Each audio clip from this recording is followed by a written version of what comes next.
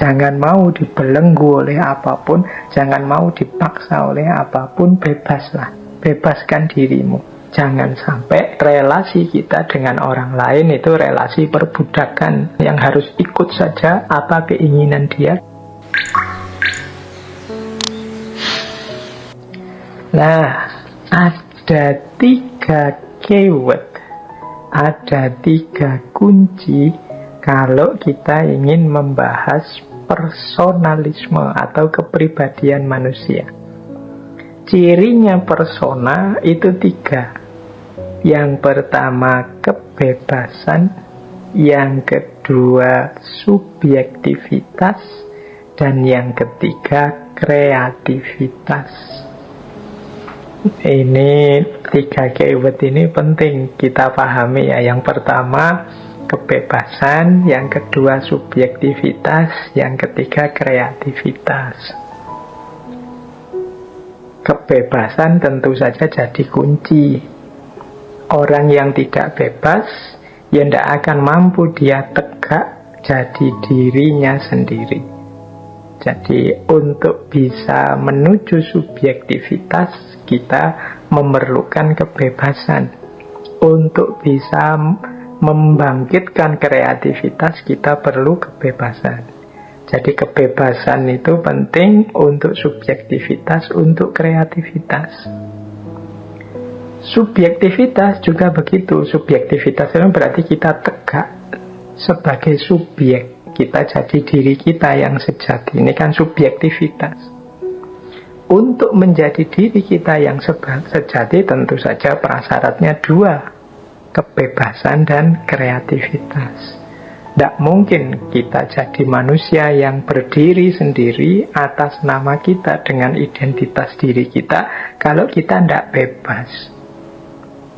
Ketika kita tidak bebas kan berarti pilihan-pilihan hidup kita itu dipaksakan dari luar diri, bukan keputusan kita sendiri. Kalau yang seperti ini berarti menunjukkan ya kita tidak bebas. Jadi untuk subjektif, untuk mampu mengekspresikan, menyuarakan, menghidupkan gaya kita sendiri, ya tentu saja di antara syarat dan buktinya kebebasan. Dan juga yang kedua kreativitas. Jadi pribadi yang mandiri itu tentu saja kreatif. Dia menciptakan hidupnya sendiri. Dia milih, menentukan, memodifikasi hidupnya sesuai yang dia inginkan. Dia senantiasa berkembang dan kreatif. Jadi kebebasan memerlukan subjektivitas dan kreativitas. Subjektivitas memerlukan kebebasan dan kreativitas. Kreativitas pun mensyaratkan subjektif dan bebas. Tidak mungkin orang ngaku kreatif tapi dia tidak bebas. Jadi, dan tidak mungkin orang bisa kreatif kalau dia tidak tegak sebagai dirinya. Untuk bisa berkreasi ya kita harus bebas, harus punya jati diri.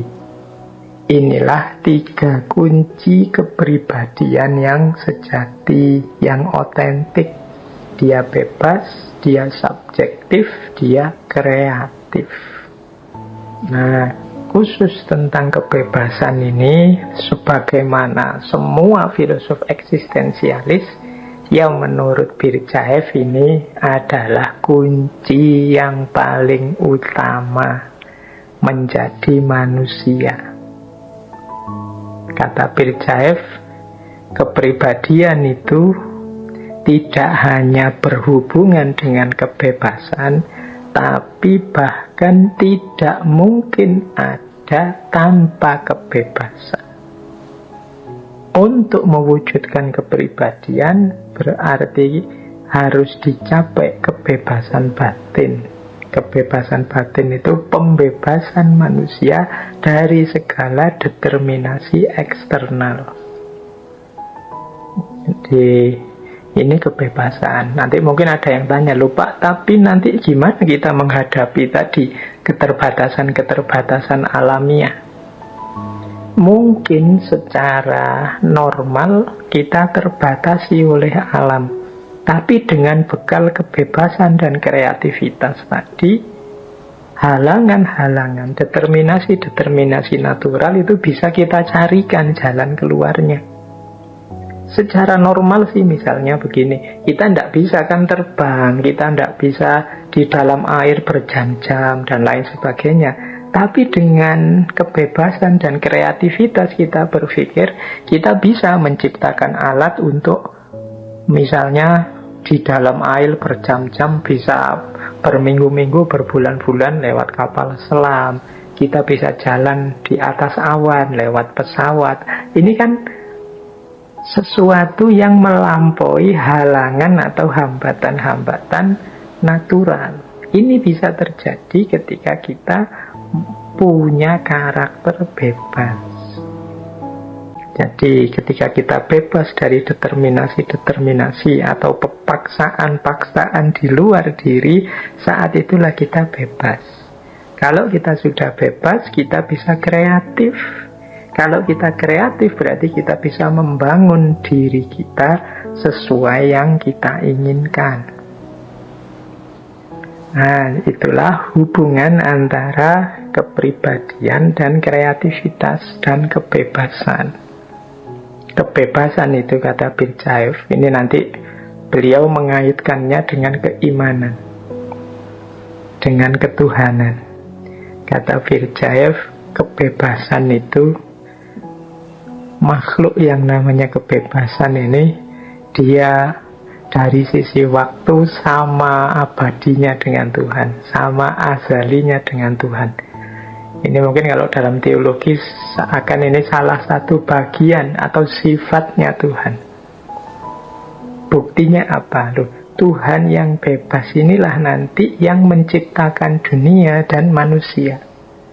Manusia itu ada kan pilihannya Tuhan, karena Dia satu-satunya yang maha bebas. Dunia diciptakan seperti ini itu kan juga pilihannya Tuhan.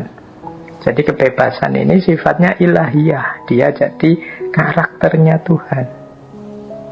Dia ada jauh sebelum manusia. Maka tadi manusia yang ingin menghidupkan dimensi mikroteos, dimensi ketuhanan dirinya, harus melalui jalur kebebasan ini. Jangan mau dibelenggu oleh apapun, jangan mau dipaksa oleh apapun, bebaslah, bebaskan dirimu. Di situ sebenarnya kita sedang menghidupkan karakter spiritual ketuhanan kita. Nah, jadi kalau diurut nanti teman-teman, hakikatnya manusia itu ada pada kepribadiannya. Kepribadian itu syaratnya adalah kebebasan. Kebebasan itu nanti akan dijalankan dalam bentuk kreativitas. Itulah hubungan antara kepribadian, kebebasan, dan kreativitas. Kreativitas itu jalan kita untuk menghidupkan kebebasan atau menuju kebebasan. Kreatif ini kan sesuatu yang luas. Orang yang kreatif itu kan dia menciptakan sesuatu yang baru, melampaui yang sekarang ada. Loh, ini kalau tidak diawali dari kebebasan ya tidak mungkin. Jadi kreativitas itu melampaui batas ada atau aku saat ini. Nah, ketika kita bebas, yang harusnya kita lakukan adalah kreatif, membangun diri kita, membentuk diri kita, menciptakan apa yang kita inginkan, mengambil apa yang kita perlukan. Ini namanya kreatif. Tidak hanya ikut orang lain atau nempel ke orang lain. Kalau kita ikut ke orang lain atau nempel ke orang lain, mengalir saja di aliran sungai yang diciptakan orang lain, ya berarti menunjukkan kita sedang menggadaikan atau membuang kebebasan kita. Kalau kita membuang kebebasan kita dengan cara tidak lagi kreatif, hanya ikut.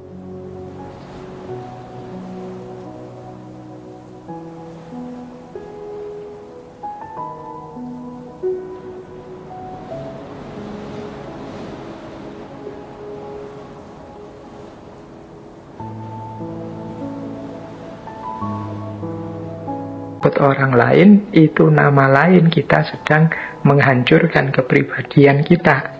Kita sedang menenggelamkan jati diri otentik kita sebagai manusia.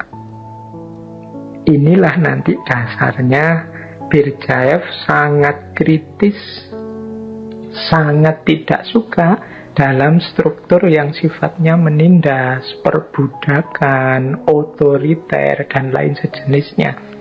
Karena dalam fenomena-fenomena semacam itu, kepribadian manusia lenyap, jati dirinya hilang. Dia tidak lagi bebas, dia hanya melayani yang di luar dirinya. Dia tidak bisa menampilkan dirinya sesuai yang dia inginkan. Jadi itu yang disebut filsafat personalisme. Bagaimana manusia harus fokus pada person atau jati dirinya. Oke, baik teman-teman. Jadi tema kebebasan ini tema yang kalau dalam tulisan-tulisan Berdyaev ini jadi kunci. Beliau sendiri justru lebih menyebut kebebasan adalah dasar filosofinya. Saya catat ada beberapa kalimat dari buku beliau yang mengindikasikan itu. Misalnya ya ini yang ada 3 quotes yang malam hari ini saya bawa dari beliau sendiri. Ini semacam pernyataan pribadi beliau yang berhubungan dengan kebebasan. Misalnya satu di dalam tulisannya beliau nulis, "From early childhood I was wedded to freedom." Sejak masa kanak-kanak aku sudah gandrung kepada kebebasan. Jadi kebebasan bagi seorang Berdyaev ini sesuatu yang mewah, sesuatu yang menarik hati. Maka sejak kecil dia sudah mendewa-dewakan, sudah gandrung kepada gagasan kebebasan ini. Bisa dimaklumi ya, seperti saya ceritakan tadi, bagaimana beliau sejak kecil sudah akrab dengan referensi-referensi kefilsafatan. Termasuk Voltaire, idolanya ayahnya. Ini kan dikenal sebagai tokoh yang pemikir bebas. Kata beliau lagi, "All my life I was engaged in hammering out a philosophy of freedom." Seluruh hidupku kucurahkan untuk merancang satu filsafat tentang kebebasan. Jadi beliau ingin merancang satu sistem berpikir, sistem filsafat yang berawal dari kebebasan. I have put freedom rather being as basis of my philosophy. Aku menjadikan kebebasan, bukannya keberadaan, sebagai dasar dari filsafatku. Jadi ini quote-quote ini setidaknya menunjukkan ya kunci utama gagasan-gagasannya Nikolai Berdyaev ini adalah kebebasan. Teori utamanya adalah personalisme, kemudian kunci dari personalisme adalah kebebasan, dan manifestasinya adalah kreativitas. Ini yang penting kita ingat. Baik, kita lanjutkan. Nah, sekarang tadi kan kita oleh Berdyaev sangat disarankan untuk hidup dalam kebebasan. Untuk menjalankan kebebasan ini, dalam pandangannya Berdyaev ada 4 hal yang mungkin menghalangi kita, meskipun kita jangan menyerah di situ. Halangan-halangan pasti ada, khususnya dari 4 hal ini, tapi bukan berarti oh kalau di situ kita terhalang Pak, kita terbatas. Tidak begitu menyikapinya. Kita kemarin-kemarin kan sering mendefinisikan ada batas nalar, batas berpikir, batas ekspresi diri, batas. Kita dikenalkan dengan batas-batas. Tapi pemahaman dalam tulisan-tulisannya Birjaev, iya manusia itu terbatas, ada kekurangan-kekurangannya. Tapi bukan berarti ketika mentok di batas, itu kemudian orang menyerah, selesai. Dia tidak harus ngapa-ngapain lagi. Justru disinilah kebebasan dan kreativitasnya ditantang. Jadi kalau kita ini terbatas, terus apa yang kita lakukan? Mau diam saja dan menyerah, atau ya kita hidupkan kebebasan kita, intelijensi kita, dan kita kreatif mencari solusi, jalan keluar, alternatif, sehingga kita bisa melampaui hal-hal yang membatasi kita tadi. Nah, apa saja keterbatasan-keterbatasan yang hakikatnya adalah tantangan dalam hidup manusia itu? Menurut Birjaev ada 4 setidaknya keterbatasan manusia itu. Yang pertama adalah dunia natural atau determinisme alam. Ini tadi sudah dijelaskan kan di depan bahwa manusia itu punya unsur natural, punya unsur alamiah. Ini membatasi kita. Ada banyak hal yang tidak bisa kita lakukan ketika kita terhalangi oleh sunnatullah atau hukum alam. Nah, yang kedua adalah orang lain atau dunia sosial. Ini di kalangan para filosof eksistensialis kan terkenal sekali bagaimana kebebasanku itu terbatasi karena hadirnya orang lain. Nah, nanti menarik, nanti kita lihat ya satu-satu bagaimana cara menyikapi keterbatasan ini, sehingga keterbatasan ini tidak jadi halangan terhadap kebebasan dan kreativitas kita, termasuk berhadapan dengan orang lain. Bahkan yang Paul Sartre yang dulu pernah kita bahas, tokoh eksistensialis selanjutnya, itu kan dia sampai bilang manusia itu neraka bagiku, hell to other people. Orang lain itu neraka bagiku. Mengapa? Aku tidak bebas mengekspresikan diriku karena ada orang lain. Orang lain membatasi, menghalangi diriku. Sehingga kata Sartre orang lain itu neraka memang. Nah, ini yang kedua. Yang ketiga kata Birjaev, peradaban. Jadi peradaban itu ya situasi hidup kita hari ini. Ini juga sering membatasi kita. Ya contoh mudah ya peradaban itu. Hari ini misalnya kita kan sering menyebutnya peradaban digital. Orang tidak mungkin menghindar dari situasi digital. Hari ini kalau ada orang, Pak, saya anti dengan HP, saya anti dengan laptop, anti dengan internet, dan lain sebagainya, akan ketemu banyak sekali kesulitan-kesulitan. Kenapa? Karena digitalisasi hidup ini sudah jadi fenomena peradaban. Sudah global di seluruh dunia. Mekanisme-mekanisme hidup kita banyak tergantung pada peradaban, pada hal-hal yang digital dalam peradaban digital kita ini. Nah, ini juga sesuatu yang membatasi kebebasan kita. Nanti kita jelaskan lagi lebih jauh satu-satu. Yang keempat, sejarah. Ya tentu saja kita makhluk yang historis. Manusia itu anak sejarahnya sendiri. Cara kita berpikir, cara kita bertindak, berperilaku, bersikap itu ya dilahirkan oleh sejarah. Hidup kita ini di dalam sejarah, dibentuk oleh sejarah, yang pada akhirnya akan lahir sejarah baru. Nah, sejarah ini aspek waktunya, kalau peradaban aspek ruangnya, kalau orang lain ini sesama manusia, dan dunia natural atau alam ini sesuatu yang di luar manusia. Ada aturan, ada hukum alam dan lain sebagainya.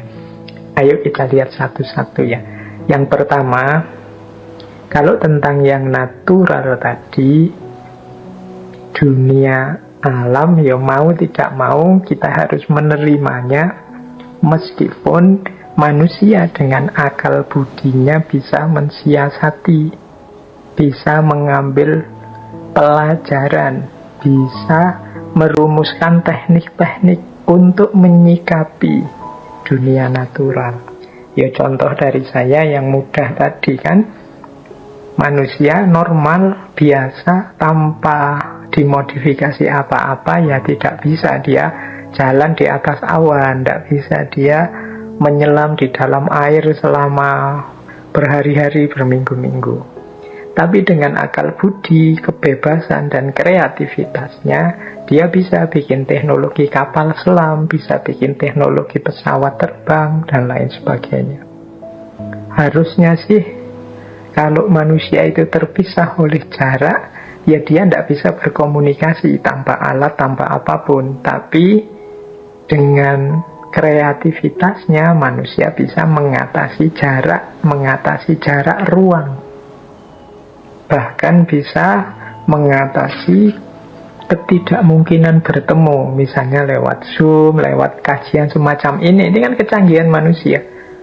Kalau normal saja, misalnya kita pandemi, tidak boleh ngaji langsung, ketemu langsung, tidak bisa, biar tidak ketularan penyakit, ya harusnya ngajinya selesai. Nunggu nanti kalau bisa ngaji lagi di masjid. Tapi manusia kan tidak menyerah dengan itu. Lagi-lagi dia ada bekal intelektualitas, kebebasan, dan kreativitas. Jadi ini menyikapi determinisme alam. Jadi tidak harus kok terus menyerah saja, ya tidak. Menyerah saja Pak, karena rumah saya di atas gunung, nanti kalau gunungnya meletus ya pasti musnah semua yang saya miliki. Loh enggak, manusia punya akal budi, dia punya kreativitas, punya kebebasan. Ya mungkin bisa disiasati, misalnya aliran laharnya diatur, bikin bunker yang melindungi kalau ada wedus gembel dan lain sebagainya. Ini namanya menyiasati determinisme alam. Kita manusia yang tidak seperti makhluk yang lain, yang harus menyerah, menerima saja apapun situasi. Itu yang pertama, strategi pertama ketika kita ketemu keterbatasan kita, keterbatasan tentang manusia. Yang kedua, ini yang sering menggelisahkan kita ya, termasuk yang dianggap neraka tadi oleh Sartre. Makna kehadiran orang lain dalam hidup kita. Kata Birjaev, hadirnya orang lain dalam hidup kita itu bisa memperkaya, bisa juga memperbudak. Bagaimana bisa begitu? Begini loh kata Birjaev. Hadirnya orang lain itu bisa memperkaya kalau kita sadar bahwa kita itu pertama-tama adalah makhluk spiritual, bukan makhluk sosial. Jadi kuncinya nanti di sini. Makhluk spiritual berarti yang pertama-tama dituntut dalam hidup kita itu adalah bagaimana kita menjadi diri kita sendiri. Bagaimana kita mengungkapkan, mengekspresikan apa yang kita inginkan.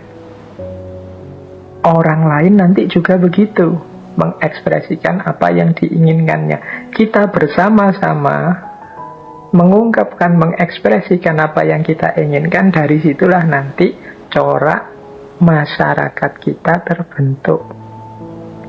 Jadi dalam pandangannya Birjaev, bukan manusia adalah bagian dari masyarakat, tapi masyarakat itu bagian dari manusia. Mudahnya begini, di antara pertimbangan-pertimbangan saat kita bebas kreatif memutuskan sesuatu, itu orang lain atau masyarakat. Tapi keputusan, pilihan itu sepenuhnya ada di tangan kita sebagai pribadi. Berarti apa? Masyarakat itu bagian dari pertimbangan-pertimbangan keputusan kita. Keputusannya sendiri kita yang mengambil, kita yang memutuskan. Iya sih, hari ini trennya begini. Hari ini masyarakat itu cara berpikirnya begini. dan lain sebagainya. Itu kan kita berhadapan dengan masyarakat kan selalu begitu. Tapi aku akan ikut arus atau melawan arus atau apa pilihan hidupku yang ingin aku wujudkan itu sepenuhnya keputusanku sendiri.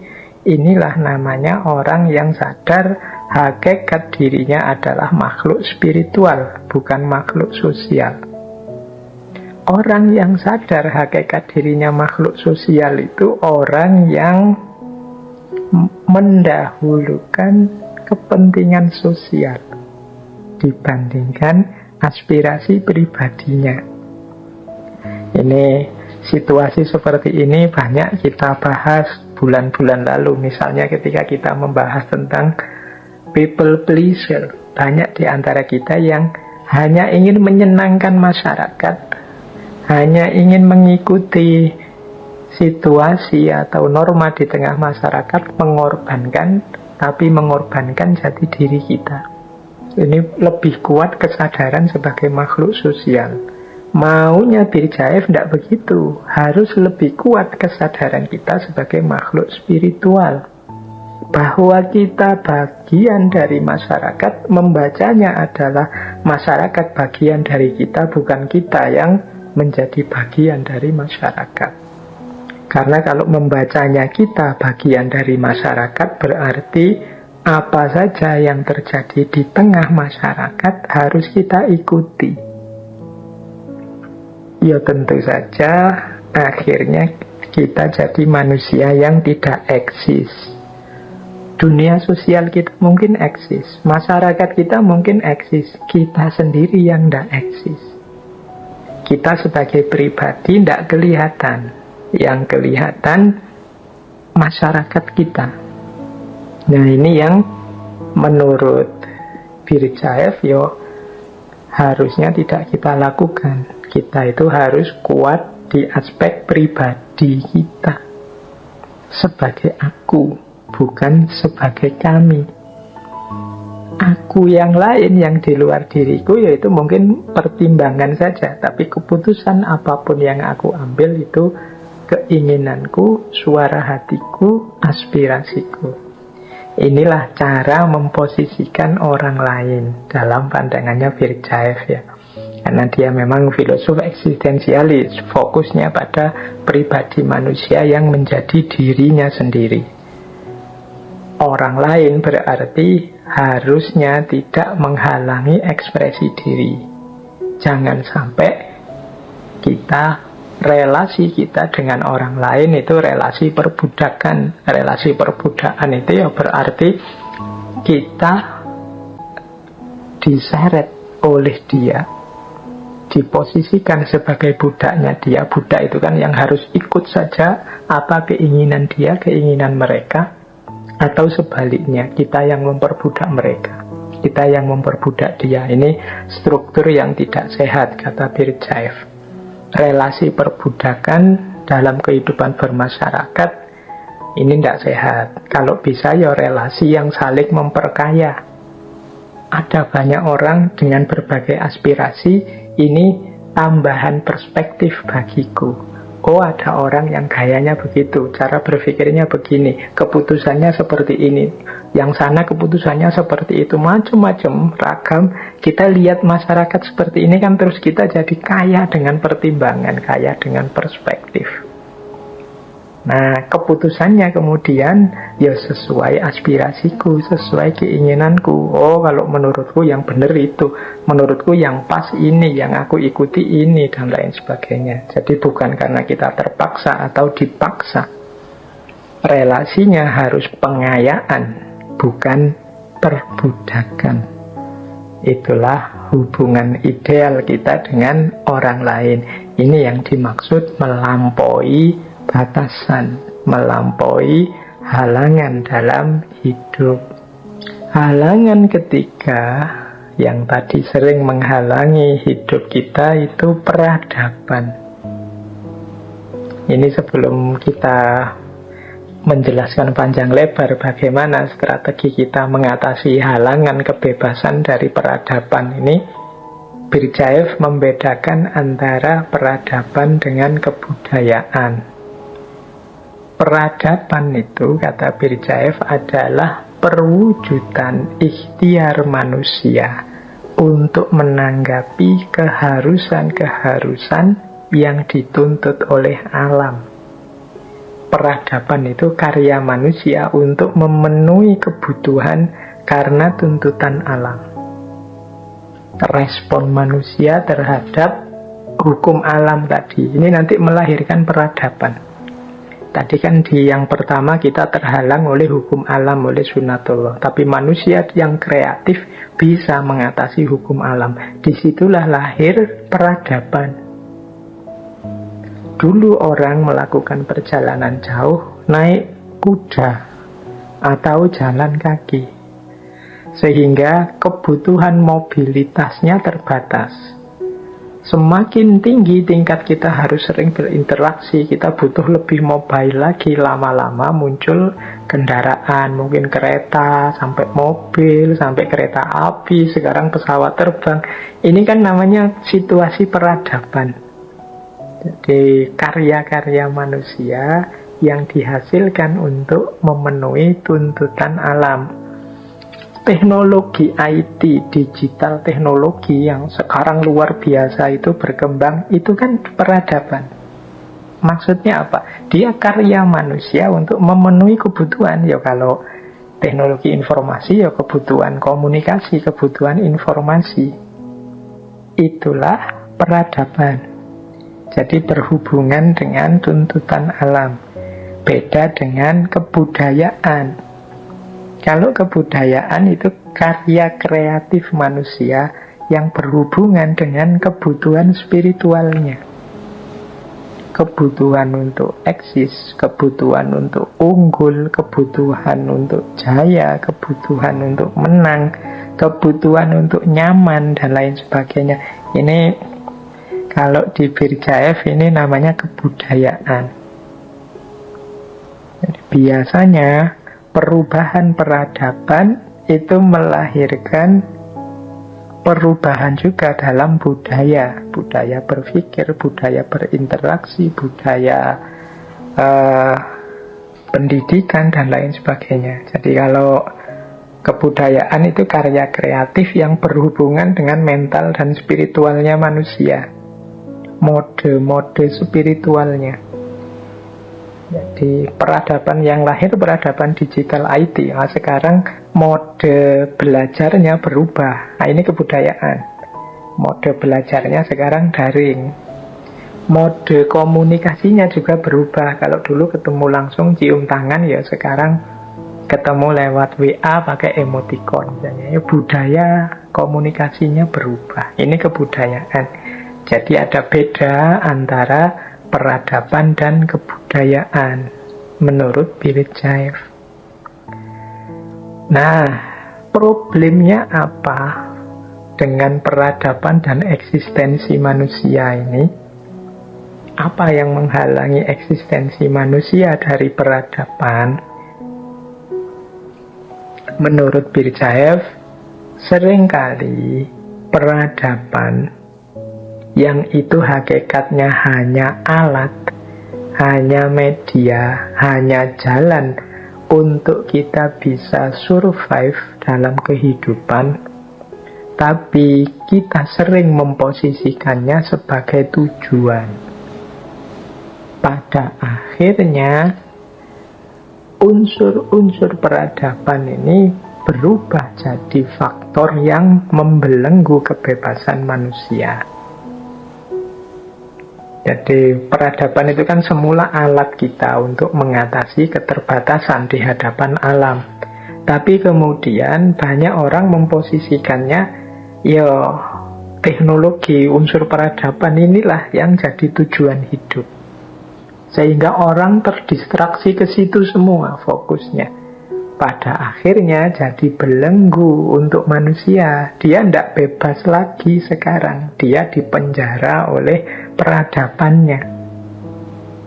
Ya contoh mudahnya begini loh. Teknologi modern misalnya. Semula teknologi modern itu kan diciptakan untuk memudahkan kita dalam hidup. Tapi lama-lama akhirnya terbalik. Teknologi itulah, mesin-mesin itulah yang nanti memperbudak kita. Bukan kita yang ngatur mesin, tapi akhirnya kita yang diatur mesin. Nah, sama kayak HP, sama kayak ya alat-alat yang kita pakai di sekeliling kita, itu kan pada akhirnya mereka yang ngatur kita, bukan kita yang ngatur mereka. Ada banyak ya, Birjaev dari era-era modern awal itu melihat banyak orang yang kemudian justru terpinggirkan karena hadirnya mesin-mesin tadi,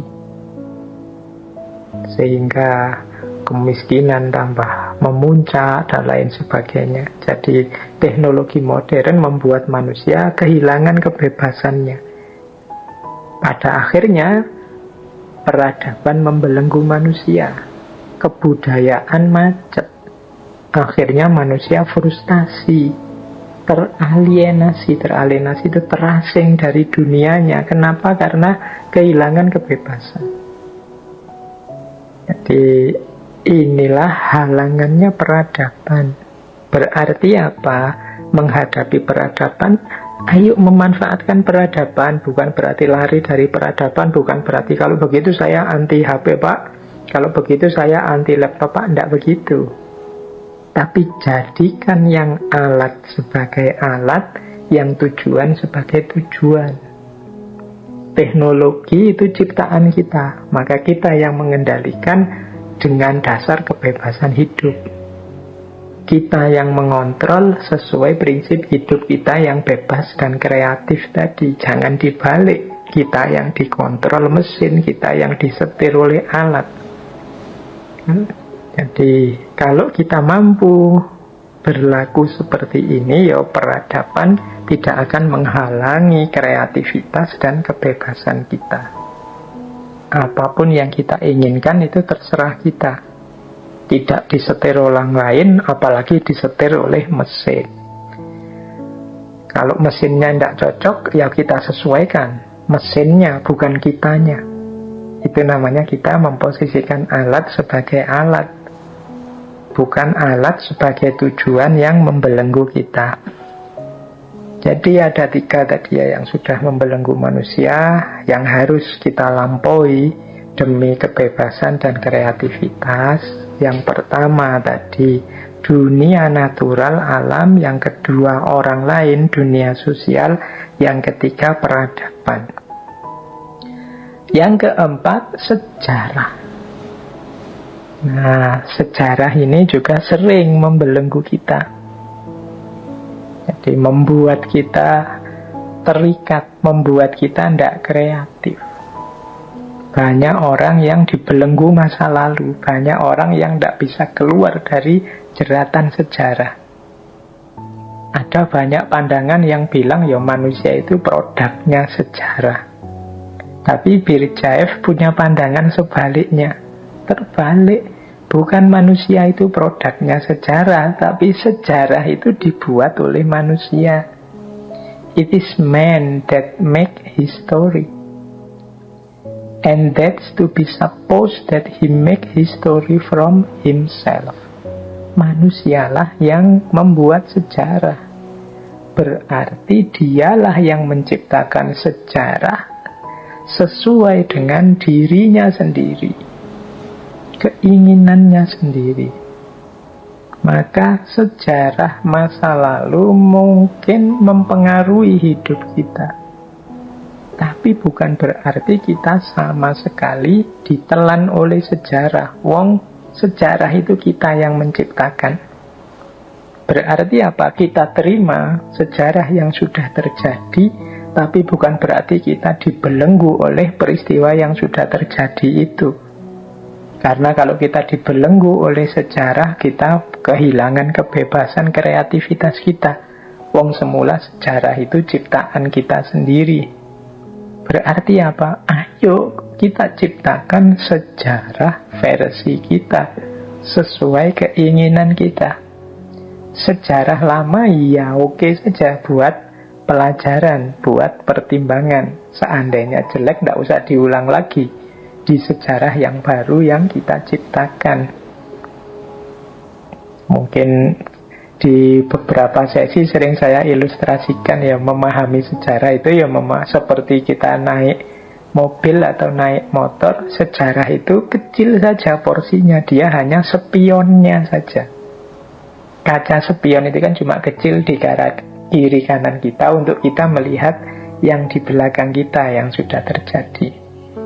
Sekali-sekali kita lirik biar kita tidak ditabrak dari belakang. Tapi kan pandangan utama kita tetap ke depan, bukan nonton spion terus. Kalau kita nonton spion terus, ke depannya bisa nabrak. Maka jangan ditelan oleh sejarah, jangan menyerah karena sejarah itu kita sendiri yang menciptakannya. Mari menciptakan sejarah sesuai keinginan kita, sesuai versi kita.